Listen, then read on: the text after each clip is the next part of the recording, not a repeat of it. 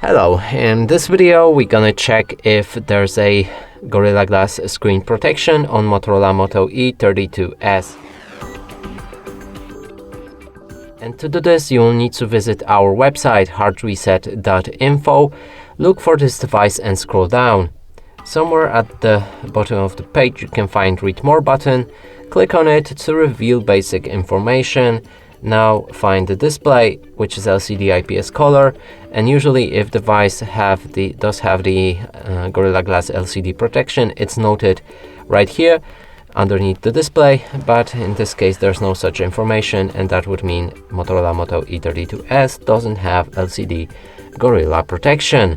And that's it for this video. Hope you like it. Please consider subscribing to our channel, leave a like and a comment below.